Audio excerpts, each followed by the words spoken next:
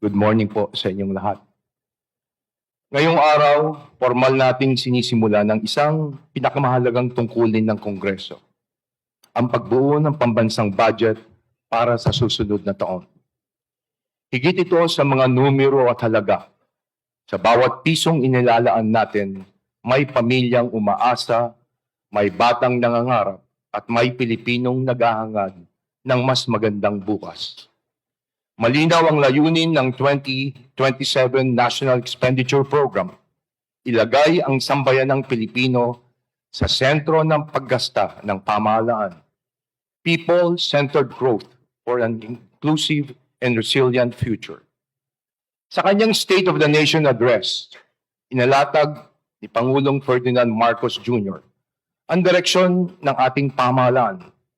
Palakasin ang seguridad at kakayahan ng ating bansa na tumayo sa sarili nitong mga paa habang tinitiyak na ang serbisyo ng pamahalaan ay nakakarating sa higit na nangangailangan. Mula sa pagkain at enerhiya hanggang edukasyon, kalusugan, trabaho, infrastruktura at paghahanda sa kalamidad, malinaw ang mensahe, kailangan maramdaman ng ating mga kababayan ang ginagawa ng ating pamahalaan. Ang 2027 budget ang isa sa pinakamahalagang instrumento upang may sakatuparan ito. Ngayon, nasa Kongreso na ang panukalang budget.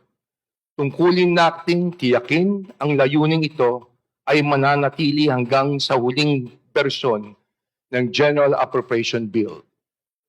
Sa bagong Kongreso, masusi nating susuriin ang bawat bahagi ng panukala. Tatanungin natin ang mga ahensya hindi lamang kung magkano ang kanilang hinihingi, kundi kung paano ito gagamitin at kung anong konkretong bunga ang maibibigay nito sa sambayanan.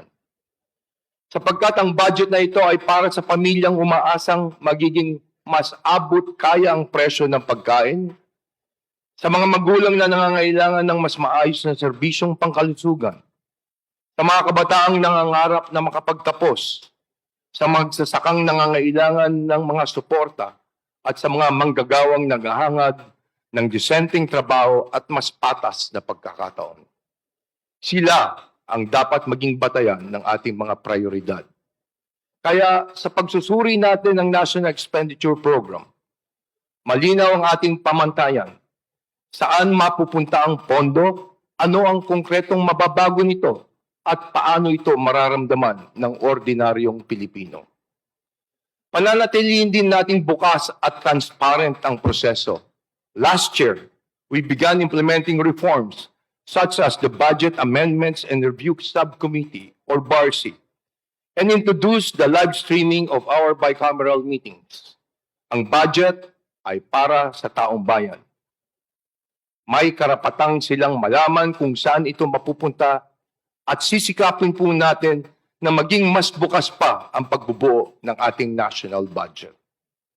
Binigyan din ng Pangulo sa kanyang SONA na ang bawat pisong na ililigtas mula sa pag-aaksaya, maling paggasta o katiwalian ay pisong maaring ilaan sa silid-aralan, ospital, pagkain, trabaho, agrikultura at iba pang serbisyong direktang kailangan ng ating pong mga kababayan. Hindi sapat na sabihin kung magkano ang ginagastos. Dapat may pakita kung ano ang nagagawa ng bawat piso. Ang bawat piso ay dapat may katumbas na ginhawa sa bawat Pilipino. Yan ang ating pananagutan. Tiyakin ang pondo ay may malinaw na layunin. Ang mga programang ay may tunay na pakinabang at ang bawat desisyon ay may positibong epekto sa buhay ng mga Pilipino. Sa mga susunod na linggo, magiging masusi ang ating trabaho. Magtatanong tayo, makikinig tayo, at sisiguraduhin nating malinaw sa publiko ang bawat hakbang ng prosesong ito. Dala natin ang hamon ng ating Pangulo sa pagtatapos ng kanyang SONA. Tapusin ang mga nasimulan at tuparin ang ating mga pangako sa sambayanan. Para sa bagong Kongreso, yan ang layunin ng 2027 budget. Isalin ang mga pangako sa programa, ang mga programa na may konkretong epekto at mga bawat pisong ginagastos sa tunay na pagbabago sa buhay ng ating mga kababayan. Sa dulo, iisa ang ating sukatan. Isang budget na tunay na para sa tao at tunay na mararamdaman ng tao.